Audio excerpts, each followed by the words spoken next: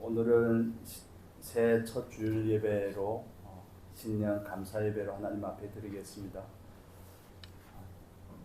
오늘 처음 만난 것처럼 앞뒤 좌우의 분들을 새해 복 많이 받으십시오. 인사를 할까요?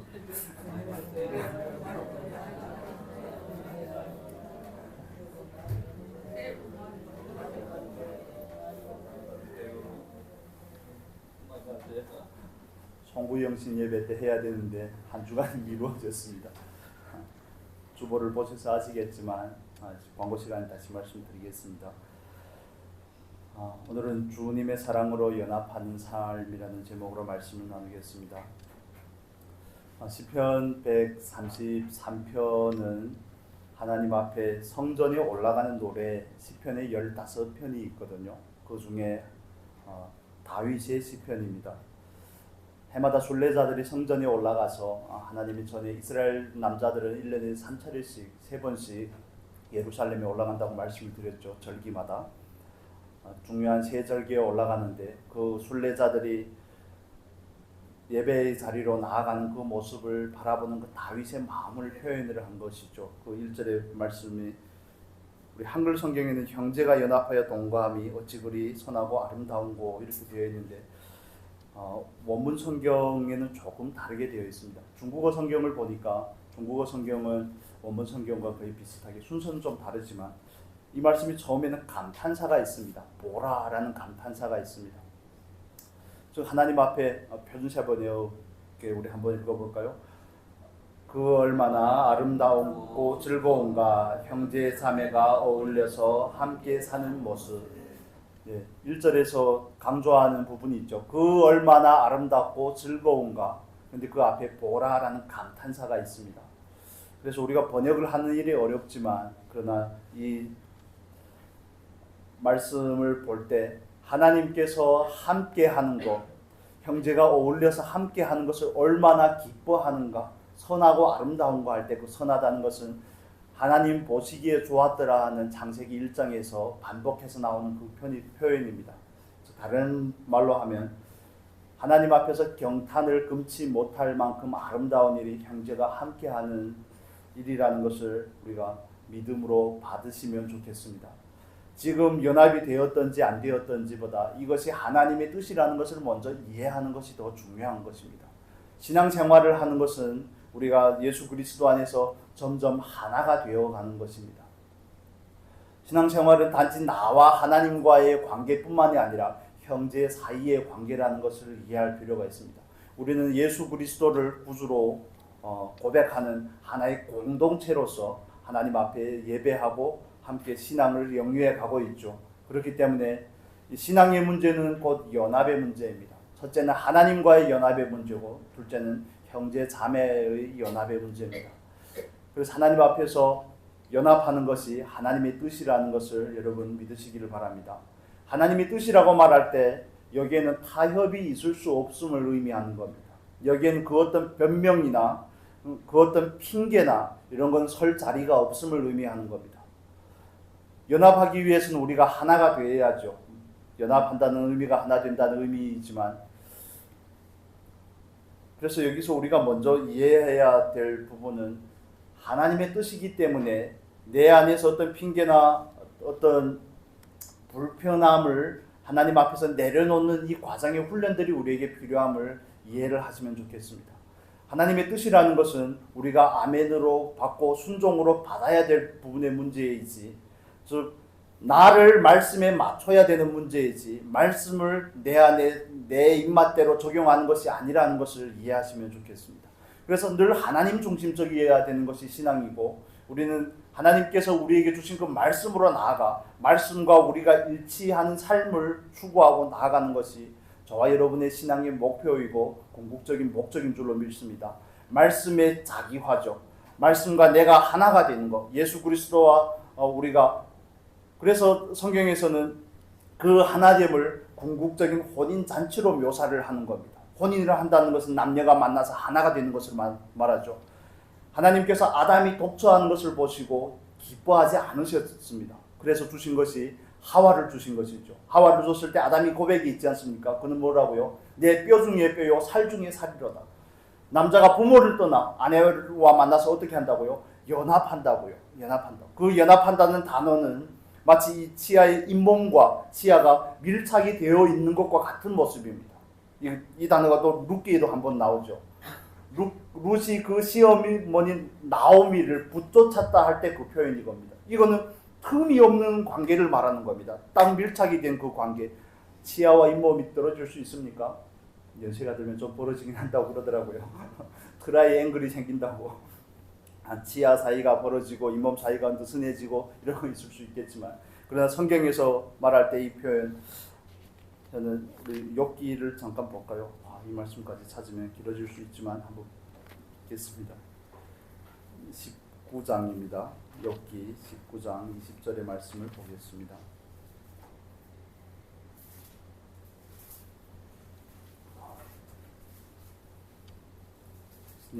구약 성경 779페이지 같이 읽겠습니다. 19장 20절. PPT 보셔도 됩니다. 19장 20절 같이 읽겠습니다. 내 피부와 살이 뼈에 붙었고 남은 것은 겨우 이꺼풀 뿐이로구나. 여기서 말하는 피부와 살이 뼈에 붙었고 하는 그런 의미입니다. 연합이라는 것은 의미죠. 틈새가 벌어지지 않은 것, 그 가운데는 그 어떤 것도 낄 수 없는 것. 이 말씀이 우리에게 부담이 될 수도 있지만, 그러나 부담이 된다는 것은 우리가 그 말씀으로 행해 나아가야 될 과정이 있다는 것을 우리가 또 이해할 필요가 있습니다. 하나님의 뜻으로 받는 저와 여러분이 될 수 있기를 예수님의 이름으로 축복합니다. 이건 선택이 아닙니다. 연합은 선택이 아닙니다. 삼위일체 하나님의 그 속성을 가장 잘 보여주는 것이 연합이라는 단어입니다. 삼위일체 하나님께서는 본질도 같으시고 그 영광도 같으시지만, 그 속성도 같으시지만, 세 분이지만 한 분이신 그 하나님, 그 하나님은 사랑으로서 연합이 되는 거죠. 그래서 형제 사이에도 마찬가지입니다. 우리가 하나님과의 그 연합이 잘 이루어지면 형제 사이의 연합이 자연스러운 결과로 이어질 겁니다. 그와 반대로 형제 사이의 그 연합이 제대로 이루어지지 아니하고 그 관계가 원활치 않다는 것은 나와 하나님과의 사이에 문제가 있다는 것을 의미하는 것입니다. 여러분 이해가 되십니까? 스스로가 생각하기에 아무렇지도 않은 것 같지만, 나는 그래도 하나님 앞에 정기적으로 시간을 정해 기도하고 말씀을 읽고 묵상하고 하는 이런 일들을 하고 하나님과 나름대로의 교제를 가지고 있다고 생각할지 모르겠지만, 그러나 형제 사이에서 이 연합이 증명이 되지 않는 그런 관계는 하나님과의 관계가 문제가 있다는 것을 의미하는 겁니다. 그렇다면 우리에게도 다른 이런 질문들이 생기지 않겠습니까? 어떻게 연합할 수 있습니까? 어떻게라는 이 부담이 우리에게 다가옵니다. 교회에도 보면 사람이 많고 적음이 중요한 것이 아니라 각자 자기 스타일이 있습니다. 그렇지 않습니까? 어떤 사람은 원칙을 중요시하고, 어떤 사람은 유두리를 중요시하고, 어떤 사람은 말이 많고, 어떤 사람은 과묵하고, 어떤 사람은 성격이 급하고, 어떤 사람은 차분하고, 이런 다양한 사람들이 모였는데 그러면 우리가 어떻게 하나가 될 수 있습니까? 이런 질문들이 대두가 되는 것이죠. 주의 사랑으로 하나가 되고 연합하기를 원한다면, 그게 하나님의 뜻이라는 사실을 우리가 믿는다면, 그러면 어떻게 연합할 수 있냐는 이 질문에 다다르게 되는 것입니다. 그 비법을 가르쳐 드리겠습니다. 하나님과 우리와의 관계는 마치 이런 것입니다. 하나님께서 꼭지점에 계시고 우리는 각자의 위치에 있는 것이죠. 정삼각형을 생각하시면 이해가 잘 될 겁니다. 그래서 그 정삼각형과 같은 그 모습으로 우리가 서로 연합하고 가까워질 수 있는 유일한 방식은 우리가 각자가 하나님과 더 가까이 가는 것입니다. 이걸 그림을 그려야 잘 이해가 되는데, 점점 꼭지점에 계신 그 하나님께로 우리가 각자가 더 나아갈 때 궁극적인 연합이 완성이 되는 겁니다. 각자의 스타일을 바꾼다는 것이 아닙니다. 성향을 바꾸는 것이 아니라 내향적인 사람이 외향적이 되고 긍정적인 사람으로 바뀌고 이런 것을 의미하는 것이 아니라, 우리가 각자 하나님께로 나아가면, 각자 예수 그리스도와 온전히 연합하면 저와 여러분 사이의 그 연합은 당연히 이루어지는 결과인 줄로 믿습니다. 그렇기 때문에 우리가 하나님 앞에 나아가서 1대1의 관계 가운데서 그 연합을 힘쓰는 우리가 될 수 있기를 간절히 소원합니다. 이건 정말 우리가 사모해야 될 목표입니다. 왜냐하면 하나님께서 우리에게 궁극적으로 원하는 것이 이 자리이기 때문에 그렇습니다. 이 땅에서 하나님과 연합한 사람이 궁극적으로 그 혼인잔치에 들어가 주님과 연합할 수 있는 것입니다. 이 땅에서 늘 주님과 떨어져 있다가 주님을 문 밖에 모셔두고 있다가 어떻게 혼인잔치에 들어갈 수 있겠습니까? 어떻게 그분과 혼인할 수 있겠습니까? 그 관계가 얼마나 서먹서먹할지 여러분 생각해 보지 않으셨습니까? 그래서 우리는 이 땅에서 주님과 함께 사는 그 삶을 연습하는 겁니다. 주님과 함께 하는 그 삶을 연습이 형제 사이의 연합을 통해서 구체적으로 이루어진다는 사실을 이해하시면 좋겠습니다. 연합은 하나님의 뜻이라고 말씀을 드렸습니다. 우리 각자 스타일을 바꾸는 것이 아니라 우리가 각자가 하나님 앞에 더 가까이 나아가는 겁니다. 그럴 때 우리는 비로소 상대방이 용납이 됩니다. 상대방을 받아들일 수가 있고 포용할 수가 있습니다. 그렇지 않으면 우리는 이 연합이라는 것은 그냥 우리에게 추상적인 단어로만 남을 수밖에 없습니다. 이건 한 집에 산다고 되는 것이 아니라 한 교회에 나온다고 되는 것이 아니라 우리 각 사람이 주님께 더 가까이 나아갈 때 나를 부인하고 날마다 자기 십자가를 지고 주님 앞에 나아갈 때 주님 앞에가 모여질 때 그 꼭지점에 계신 그 하나님께 나아가 모여질 때 우리는 비로소 그 연합을 경험하게 되는 것입니다. 형제가 동거하고 연합하는 것이 얼마나 선하고 얼마나 아름다운지 공동번역의 성경을 제가 읽어드리겠습니다. 여기 보면 이렇게 표현이 되었습니다. 이다지도 좋을까? 이렇게 즐거울까? 형제들 모두 모여 한데 사는 일. 여러분 신앙은 각계선투가 아닙니다. 신앙은 하나님 앞에 1대1로 서는 것도 중요하지만 궁극적으로는 우리가 하나 되는 삶이 하나님의 목적이라는 것을 이해하시기를 바랍니다. 삼위일체 하나님의 그 속성을 우리는 우리의 삶 가운데서 반복적인 훈련과 연단을 통해서 구현해내는 것입니다. 물론 우리를 연단하고 우리를 훈련시키는 주체는 성령님이시죠. 이런 질문을 드리고 싶습니다. 나는 그렇다면 성도 사이의 연합에 대해서 얼마나 힘쓰고 있는가? 그걸 위해서 얼마나 기도하고 있는가? 관계가 좋아지라는 의미가 아닙니다. 서로 사랑으로 받는 것을 말합니다. 하나님으로 받는다고 우리가 표현을 하지 않습니까? 하나님으로 받는 것을 의미하는 것입니다. 하나님으로 받고 상대방을 섬겨야 될 존재로 받는 것입니다. 상대방을 바꿔야 될 존재로 생각을 하는 것이 아니라 상대방을 품고 사랑으로 덮을 존재로 받는 것입니다. 여러분도 제가 썩 마음에 안 들 수도 있겠지만 저도 여러분이 썩 마음에 안 들 수 있지 않겠습니까? 스타일이 다르기 때문에 그렇습니다. 스타일이 다르기 때문에 받아온 자라온 환경이 다르고 그 집안의 그 풍조라고 해야 될까요? 그런 것들이 다르고 성향이 다르고 하다 보니까 우리는 다 다른 사람들이 모였지만 그래서 우리가 상대방을 바라보는 그 관점이 너무너무 중요한 겁니다. 그게 어떻게 연합할 수 있는가의 그 다른 방법을 우리에게 제시해 줍니다. 상대방을 섬길 상대로 받으시기를 예수님의 이름으로 축복합니다. 상대방은 내가 바꿀 상대가 아닙니다. 이거 목회자들이 가장 많이 하는 실수죠. 말씀으로 확실하게 딱 찔러서 쪼개서 180도 확 바꿔놓고 싶은 그 마음들이 드는데 절대 그렇지 않습니다. 사람이 그렇게 만만하지 않습니다. 성령께서 우리 안에 거하시는데도 그렇게 안 바뀌는데 목회자가 뭐 설교를 한다고 사람이 그렇게 바뀌겠습니까? 그 말씀의 권능을 무시하는 것이 아니라 그걸 이해하시면 좋겠습니다. 그래서 우리는 상대방을 바꾸려고 하시면 안 됩니다. 여러분 이해가 되십니까? 마음에 안 드시더라도 품어야 될 상대입니다. 마음에 안 드시더라도 섬겨야 될 대상입니다. 왜 예배는 자꾸 빠진대? 왜 기도는 안 한대? 왜 성경을 읽지 않는데? 왜 성격은 졌다구냐? 이런 식으로 할 것이 아니라 그 사람의 고유의 가치와 존재를 인정해 주시면 좋겠습니다. 여러분 스스로는 썩 만족이 되십니까? 스스로를 바라보시면서 스스로도 만족이 안 되는데 자기가 배 아파 낳은 자식들을 보십시오. 새끼들을 봐도 만족이 안 되지 않습니까? 요건 좀 더 강화가 되고 요건 좀 더 약화가 되고 이런 것들이 많이 있죠. 이루 말할 수 없는 그런 불편함이 있지만 그러나 우리는 받는 겁니다. 받는 것. 사랑으로 받고 하나님으로 받고 섬길 대상으로 받는 겁니다.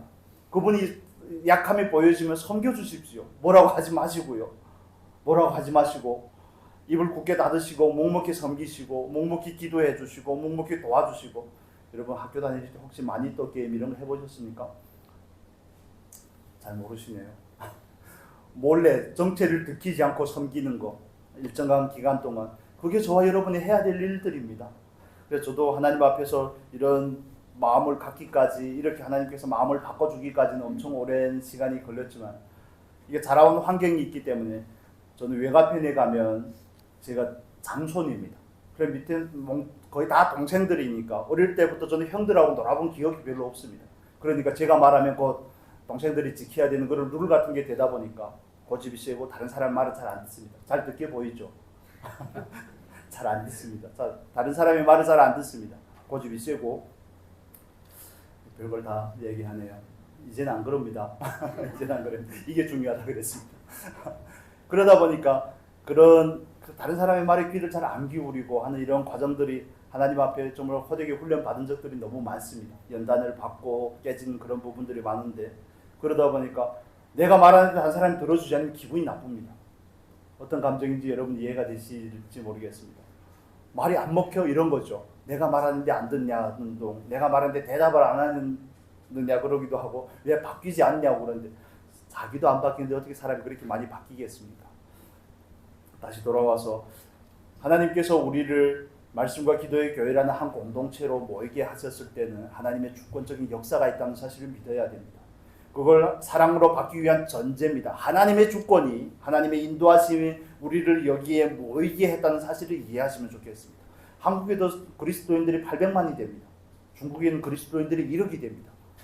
그 확률 가운데 우리가 모였다는 거, 함께 한 그리스도의 몸된 공동체를 섬긴다는 거, 이건 결코 우연이 아니라는 사실을 이해하셔야 됩니다.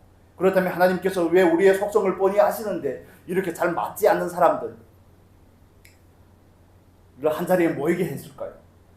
왜 그랬습니까? 여러분 어떻게 이해하십니까? 섬기라고 그러는 겁니다. 사랑을 배우라고 그러는 겁니다. 다 마음에 들면 우리는 사랑을 배울 필요가 없습니다.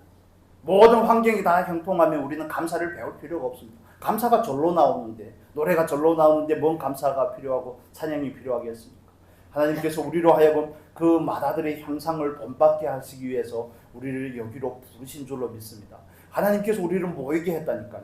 우리가 선택해서 온 게 아니라 하나님께서 모이게 하신 겁니다. 그래서 그 주어는 하나님이시고 그 주체는 하나님이십니다. 우리가 아닙니다. 내가 선택하고 내가 온 게 아닙니다. 그렇다면 우리가 하나님의 그 주권을 이해하고 받아들이는 입장에서 이 문제를 대하면 그 실마리가 풀리게 됩니다. 왜 이 사람은 내가 원하는 스타일도 아니고 많은 부분에서 거슬리는 부분이 너무 많은데 한 교회에 모였을까? 누구의 뜻이라고요? 누구 마음대로 하신 거라고요? 하나님의 마음대로 하신 겁니다. 여러분, 하나님께서는 독생자 예수 그리스도를 우리를 구원하기 위해서 이 땅에 보내신 줄로 믿습니다. 그런데 그 독생자 예수 그리스도가 이 땅에 오셔서 하나님은 이제 그 독생자 예수 그리스도를 독생자를 맏아들로 삼고 싶어 하시는 것이 하나님의 마음이죠. 그래서 독생자가 맏아들이 되기 위해서는 그 맏아들 밑에 동생들이 있어야 되는 겁니다. 형제가 있어야 되는 겁니다. 그 형제가 저와 여러분이 아니겠습니까? 영접하는 자, 곧 그 이름을 믿는 자들에게는 하나님의 자녀가 되는 권세를 주셨나니, 그 형제를 부르신 하나님의 목적을 로마서 8장 29절의 말씀이 우리에게 잘 설명해 주고 있습니다. 로마서 8장 29절 우리 한번 찾아보겠습니다. PPT를 보셔도 됩니다. 로마서 8장 29절 우리 같이 읽겠습니다. 하나님이 미리 아신 자들로 또한 그 아들의 형상을 본받게 하기 위하여 미리 정하셨으니 이는 그로 많은 형제 중에서 맏아들이 되게 하려 하심이니라. 하나님께서는 독생자 예수 그리스도를 이 땅에 보냈습니다. 세상을 이처럼 사랑하사 보내신 분이 독생자가 아닙니까? 말씀이 육신이 되어 이 땅 가운데 오셨는데 곧 하나님의 독생자예요. 그 안에는 은혜와 진리가 충만하더라. 그 독생자가 오셨는데 하나님께서는 그 독생자에 이어서 형제들을 얻기 원하시는 겁니다. 그래서 예수님께서는 오시기 전에는 독생자셨지만 이제는 뭐가 되는 겁니까? 맏아들이 되는 겁니다. 저와 여러분이 예수의 형제 자매가 되는 거죠. 성경이 형제라고 표현하고 자녀라고 표현하죠. 그렇기 때문에 우리가 주님의 형제와 자매가 되기 위해서 거기에 걸맞는 삶을 살아내게 하기 위해서 하나님이 우리로 하여금 뭘 하는 겁니까? 그 아들의 형상을 본받게 하는 겁니다. 우리가 모인 이유이고 하나님의 목적입니다. 우리가 이 자리에 모여서 해야 될 일이 뭐라고요? 그분의 형상을 본받는 것. 그게 하나님께로 나아가는 길이고 하나님을 가까이 하는 길이고 저와 여러분이 예수 그리스도 안에서 하나가 되고 연합이 되는 길입니다. 여러분, 하나님의 형상을 본받기 위해서, 그 아들 예수 그리스도의 형상을 본받기 위해서 우리는 얼마나 추구하고 있습니까? 본받아야 된다는 사실을 알고 계십니까? 그 사실을 알고 있다면 나는 얼마나 힘씁니까? 왜냐하면 이건 우리의 육체의 본성을 거스러야 되는 삶이기 때문에 거기에는 에너지가 필요한 겁니다. 차가 달리기 위해서는 에너지가 필요하고, 휴대폰이 작동이 되기 위해서도 배터리가 있어야지만이 되는 것과 같이 비행기가 날기 위해서는 뭘 거슬러야 되는 겁니까? 만유인력이라는 이 고유의 법칙을 거슬러야 되는 것과 마찬가지입니다. 그걸 거스르는 방법이 에너지가 있어야 되는 겁니다. 저와 여러분에게 있어서도 마찬가지입니다. 아들의 형상을 본받는 것을 우리의 목적으로 하고 우리가 그걸 추구하고 나아가기 위해서는 포기가 필요하고 나아가기 위한 힘이 필요한 것입니다. 하나님의 궁극적인 목적과 의도를 이해해야 될 뿐만 아니라 우리의 힘씀이 필요합니다. 우리가 힘쓸 때, 마중물은 우리가 부을 때 하나님께서 거기에서 생수가 터져 나오게 하시는 줄로 믿습니다. 의지를 좀 들이셔야 되는 겁니다. 그냥 교회만 다닌다고 그분의 형상이 자연스럽게 본받아지지 않습니다. 본받아는 지겠지만 너무너무 더딥니다. 언제까지 그렇게 더디게 가시겠습니까? 본받는다는 것은 구체적인 실천이 필요한 부분입니다. 여러분, 우리는 하나님의 주권으로 인해서 미리 정하신 자들로, 미리 하나님의 주권 가운데 있는 말씀과 기도의 교회라는 한 공동체에 모였습니다. 하나님께서 모이게 하셨습니다. 뭘 하려고요? 하나님의 형상을 본받게 하려고요.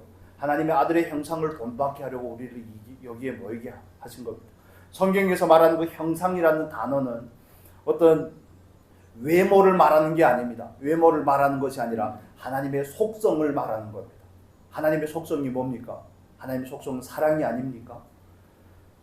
그 사랑을 본받게 하기 위해서 우리를 이 자리에 모이게 한 것입니다. 그래서 교회에 와서 우리가 해야 될 유일한 것은 상대를 사랑하는 연습을 하는 겁니다. 상대를 받아주는 연습을 하는 겁니다. 자꾸 바꾸려고 하지 마시고요. 정죄하고 지적하고 하는 것이 아니라 내 원대로 그 사람을 바꿨으면 좋겠다, 이런 마음을 가지고 교회로 오시는 게 아니라 교회에 와서는 그 사람을 사랑하는 것을 연습을 하는 겁니다. 사랑이 안 됩니까? 그러면 하나님 앞에 가서 하나님의 사랑으로 다시 체험을 받으십시오. 그리고 다시 와서 사랑을 또 연습하는 겁니다. 사랑이 안 되면 우셔야 됩니다. 사랑이 안 되면 회개하셔야 됩니다. 사랑이 안 되면 애통하고 부르셔야 됩니다. 우리는 그걸 하기 위해서 이 자리에 모인 것입니다. 교회의 질서를 정하고 정관을 정하고 세례는 몇 번 주고 공동의회나 재직회는 어떻게 하고, 이런 외적인 질서를 위해서 모인 것이 아니라 우리는 사랑하기 위해서 모였습니다. 사랑할 때 우리는 하나가 될 수 있음을 여러분 믿으시기를 바랍니다. 그것이 우리가 해야 될 공과입니다. 하나님께서 우리에게 새로운 한 해를 주신 궁극적인 목적이기도 하고 우리의 인생을 향한 하나님의 기대이기도 합니다. 우리가 정말 깊이 받으시면 좋겠습니다. 교회에 와서 그래서 우리는 자기의 목소리를 내는 데가 교회가 아닙니다. 자기 스타일을 강조하는 데가 아닙니다. 자기를 주장하는 것이 아니라 하나님의 뜻이 무엇인지, 하나님의 뜻을 이해하고 그 안에서 서로 용납하고 사랑하기 위해서 모인 것이 교회입니다. 그래서 저와 여러분에게 하나님께서 넓은 아량을 주시기를 간절히 소원합니다. 아량을 가지고 정말 그리스도의 사랑으로 품고 연합할 수 있는 2024년이 될 수 있기를 축복합니다. 우리는 이걸 연습을 하는 겁니다. 각자의 스타일이 있겠지만, 각자의 호불호가 있겠지만 우리는 그런 걸 얘기하기 위해서 온 것이 아닙니다. 상대방을 이해하고 상대방을 품고 상대방을 사랑하는 것을 연습하기 위해서 우리는 이 자리에 모였습니다. 하나님께서 미리 정하신 자들로 특정한 멤버들을 이 교회에 보내신 겁니다. 각자 색깔이 너무 그냥 휘황찬란하지 않습니까? 그렇지만 빛이 물을 통과하기 전에는 무색이었다가 빛을 통과할 때만 칠색으로 바뀐다는 사실을 여러분, 그래서 우리는 원점으로 돌아가야 되는 겁니다. 하나님 앞으로 돌아가서 각자의 성향을 유지하되 사랑으로 하나가 될 수 있기를 우리가 새해 이 표어 안에서 연습을 하면 좋겠습니까? 내가 하는 이 말이, 내가 하는 이 주장이, 내가 보이는 이 태도와 이 모습들이 과연 공동체의 유익이 되는가? 사랑한다면 이렇게 할 수 있는가? 이런 질문들을 가지시면 좋겠습니다. 이런 질문들을 가지고 스스로를 하나님 앞에서 분별하고 스스로를 점검할 수 있는 은혜가 있기를 바랍니다. 그래야 우리가 비로소 조금씩 더 나아갈 수 있고 진보할 수 있습니다. 그리고 또 한 가지 말씀을 드리면, 우리가 상대방을 바라볼 때 형제라는 인식이 잘 되지 않아서 그렇습니다. 저와 여러분 예수 그리스도 안에서 한 형제요 한 자매가 된 줄로 믿습니다.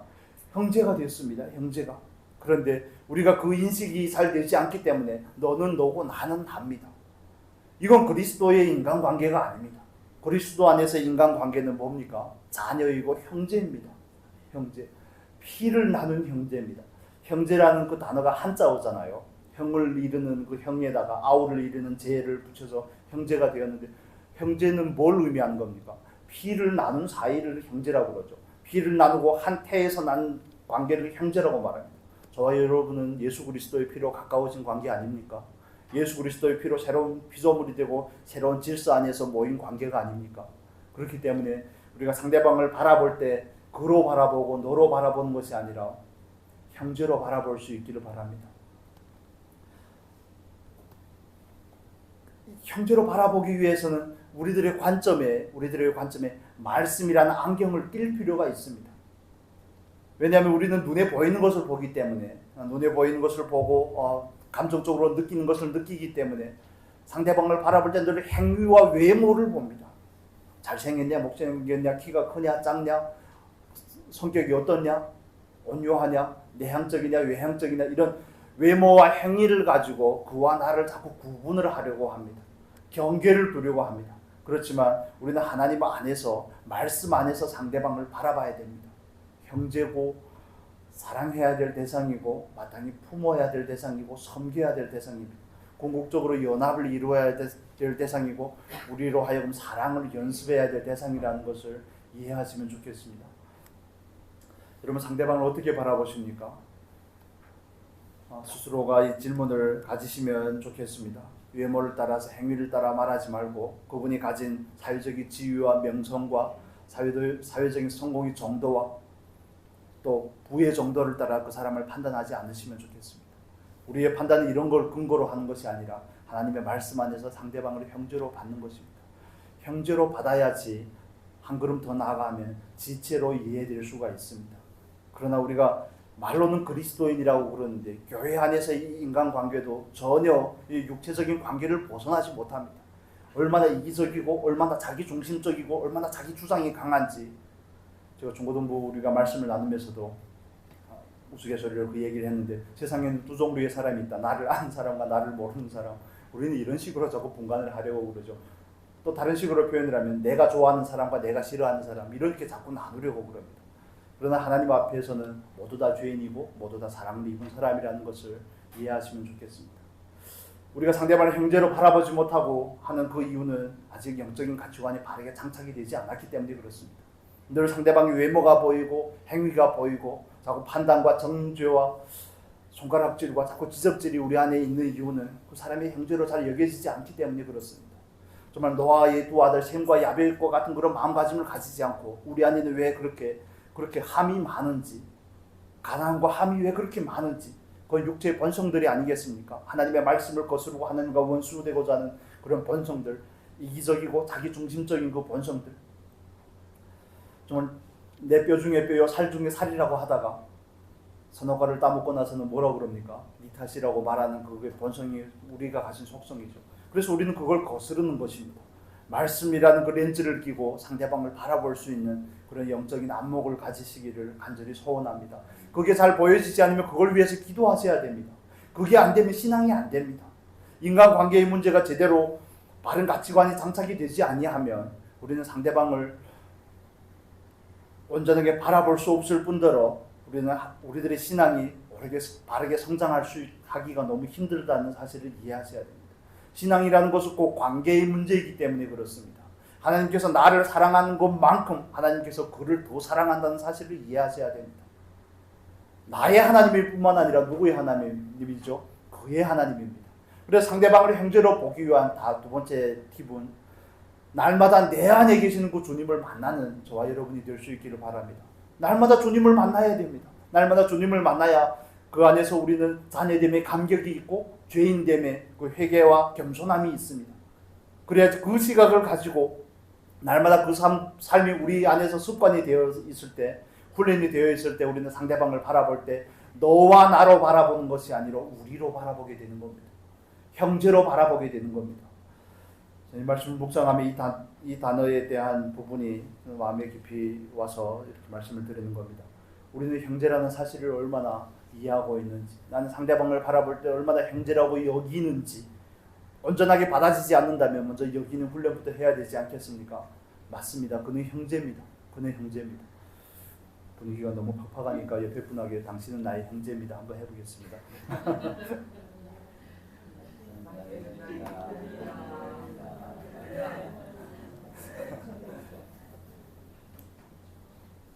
그리고 또 나가서도 한바탕 또 싸우실 겁니까?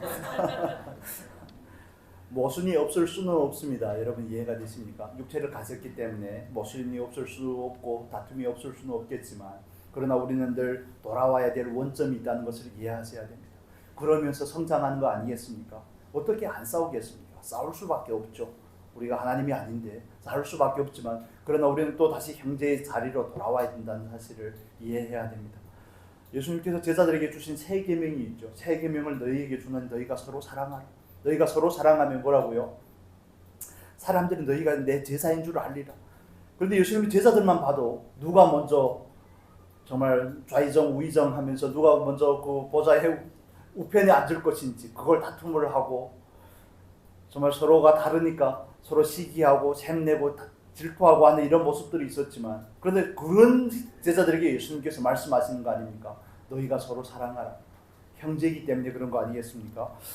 우리 요한일서 4장 잘 아시는 말씀인데 우리 같이 한번 보겠습니다. 요한일서 4장 19절부터 21절까지의 말씀입니다. 요한일서 4장 19절에서 21절 같이 한 목소리로 읽겠습니다. 우리가 사랑함은 그가 먼저 우리를 사랑하셨습니다. 누구든지 하나님을 사랑하노라 하고 그 형제를 미워하면 이는 거짓말하는 자니, 보는 바 그 형제를 사랑치 아니하는 자가 보지 못하는 바 하나님을 사랑할 수가 없느니라. 우리가 이 계명을 주께 받았으니 하나님을 사랑하는 자는 또한 그 형제를 사랑할지니라. 대표기도 하실 때 말씀하셨던, 기도했던 것처럼 사랑은 어떤다고요? 허다한 허물을 덮는다고 베드로 사도는 우리에게 또 말씀해주고 있습니다. 우리가 하나님을 향한 그 사랑은 형제의 사랑에서 증명이 되는 것입니다. 그렇기 때문에 거짓말을 할 수가 없죠. 형제를 사랑하지 않는다면 우리는 하나님을 사랑하지 않는 것입니다. 이건 분량의 문제입니다. 아예 사랑하지 않는 것이 아니라 아직 온전하지 않다는 것을 의미하는 겁니다.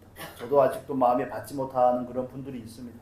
그래서 그분을 생각할 때마다 자꾸 그 옛날의 추억들이 자꾸 올라오죠.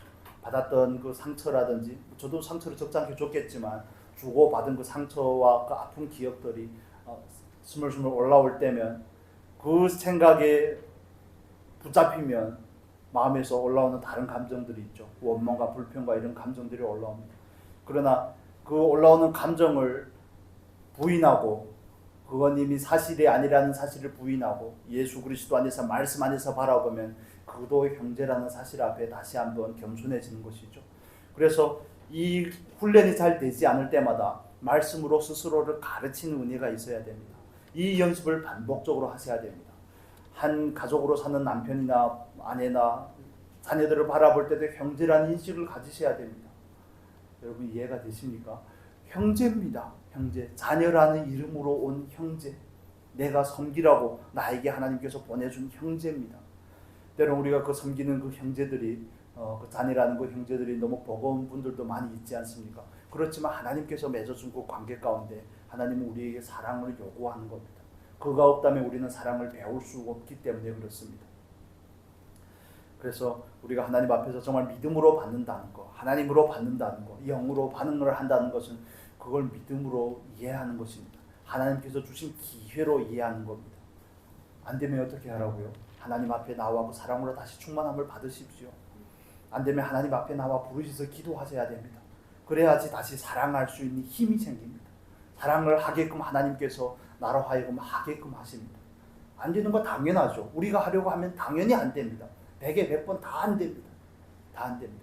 그러나 우리가 그런 사랑하는 연습을 하면서 이때는 내가 사랑해서 안 됐구나 하는 것을 알게 되고, 우리 안에서 바른 분별이 이루어지게 됩니다.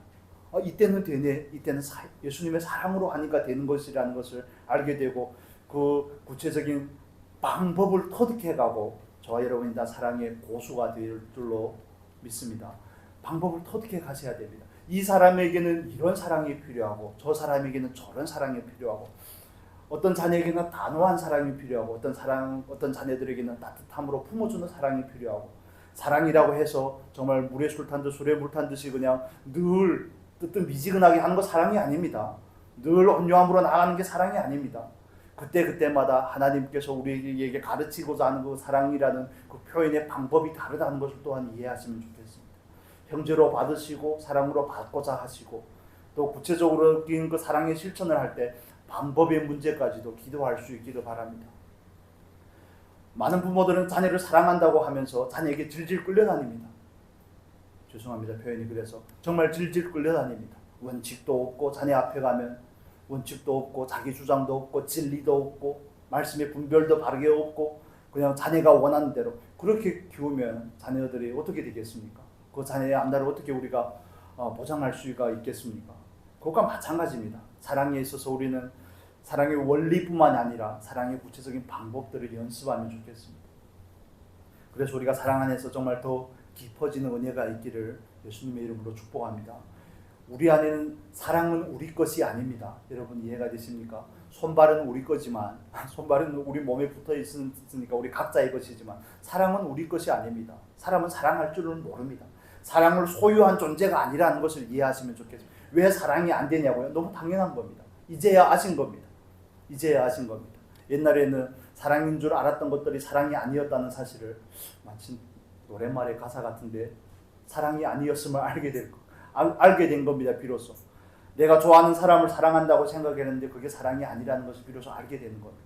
그 사랑은 육체적인 사랑이요, 그 사랑은 지극히 이기적이고 자기중심적인 사랑이었다는 것을 그때야 비로소 알게 되는, 이건 주님께서 원하는 사랑이 아니구나 하는 것을 알게 되고, 그렇다면 주님께서 원하는 그 사랑으로 점점 더 나아가야 되지 않겠습니까?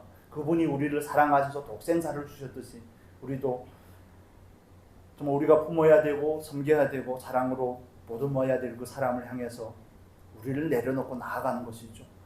자녀이기 때문에 섬기는 거 아닙니다. 여러분 이해가 되십니까? 자녀이기 때문에 섬기는 것이 아닙니다. 부모 형제이기 때문에 섬기는 것이 아니라 하나님께서 우리에게 이 형제라는 관계를 허락해 주셨기 때문에 섬기는 겁니다. 그러면 우리의 모든 일상이 사랑에 실천할 수 있는 기회가 됩니다. 내 자녀, 내 부모 이런 거 하지 마셔야 됩니다. 가치를 빨리 바꾸셔야 됩니다.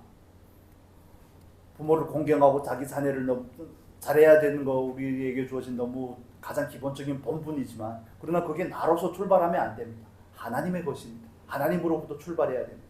그래서 늘 신앙에 있어서 인본주의적이냐 아니면 하나님 중심적이냐 하는 것은 큰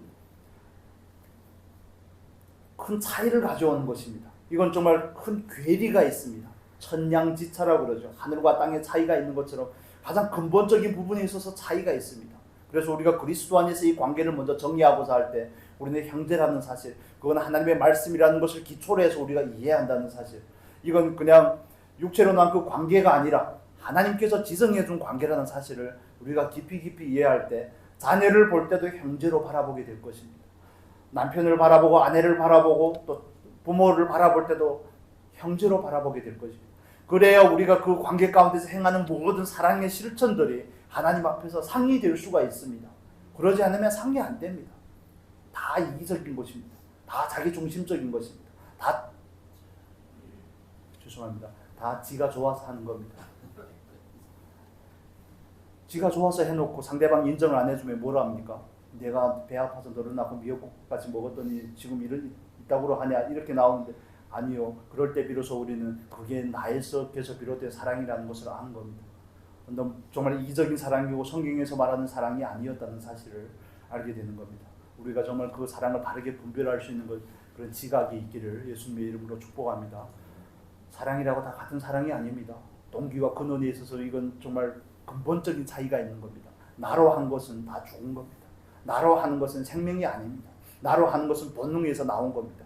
그러나 하나님으로 할 수 있는 우리가 되기 위해서 날마다 사랑의 연습을 하실 수 있기를 바랍니다.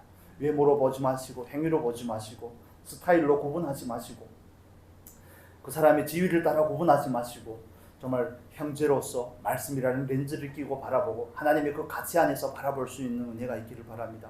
그래야 그리스도 안에서 우리가 인간관계를 하면서 가장 기초가 마련이 되는 겁니다. 그때야 비로소. 그래야 우리는 비로소 내 자녀이기 때문에 사랑하는 것이 아니고 내 부모이기 때문에 공경하는 것이 아니라 하나님께서 나에게 맺어준 형제라는 그 관계 때문에 비로소 하는 것이 되고 그게 하나님 앞에서 상이 되고 하나님께 영광이 되는 것입니다. 여러분 우리가 2024년 한 해를 맞이하면서 하나님 앞에 정말 날마다 사랑을 연습하실 수 있기를 바랍니다. 정말 그 사랑의 깊은 연합 가운데 들어갈 수 있는 그런 축복을 누리실 수 있기를 바랍니다. 사랑 안에 있을 때 가장 안전합니다. 사랑 안에 있을 때는 부끄러움이 없습니다. 하나님의 사랑을 입었던 그 아담과 하와가 하나님과 그 사랑의 질서가 깨어지고 느끼는, 사람이 원초적으로 죄인 되고서 느끼는 두 가지 감정이 있습니다. 그건 두려움과 수치입니다. 그런데 사랑 안에는 두려움이 없고 이렇게 표현을 하죠. 사랑 안에는 부끄러움이 없습니다.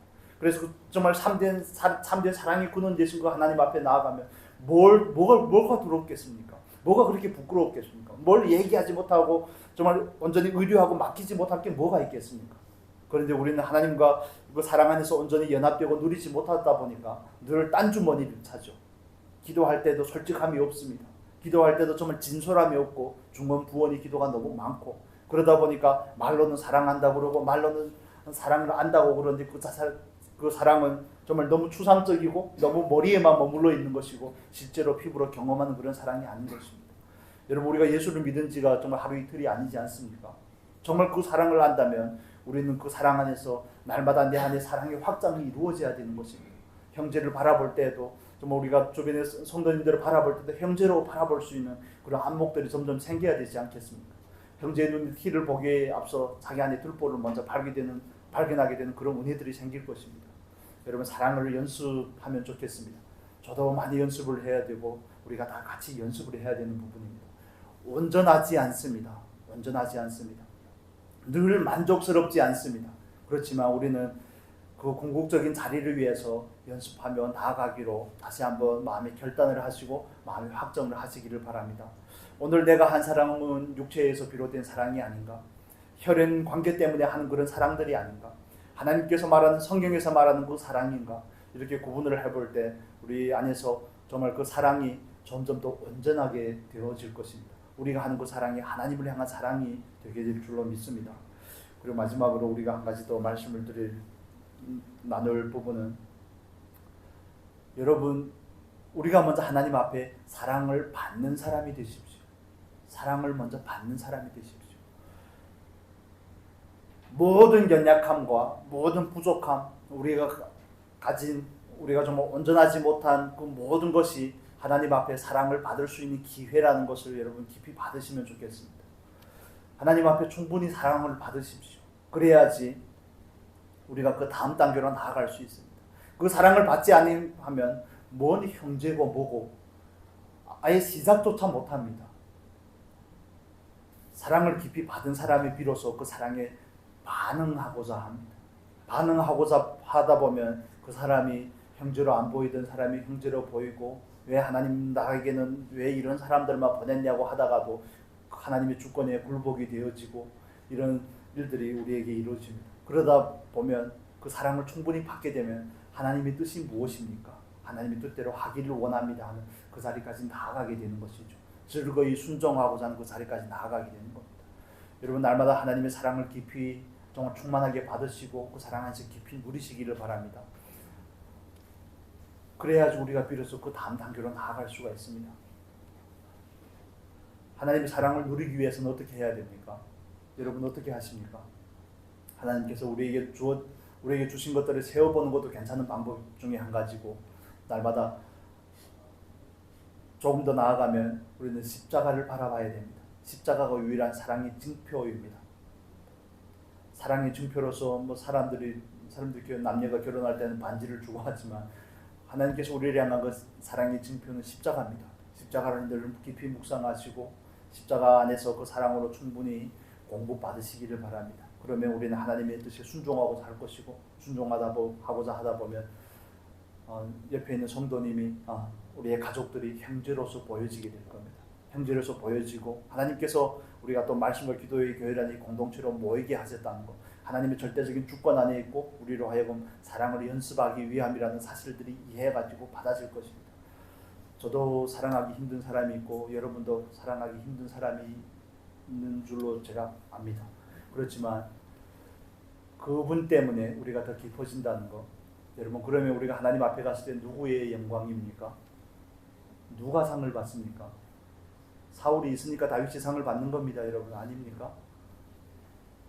분이나가 있으니까 한나가 한이 맺혀서 기도한 거 아니겠습니까? 그 한 맺힘이 한나에게 사무엘을 가져다 준다는 건 놀라운 축복이 있습니다. 맨날 된다 안 된다 이러지 마시고 하겠습니다 이렇게 고백하셔야 됩니다. 하나님 사랑하겠습니다. 사랑할 수 있도록 도와주세요.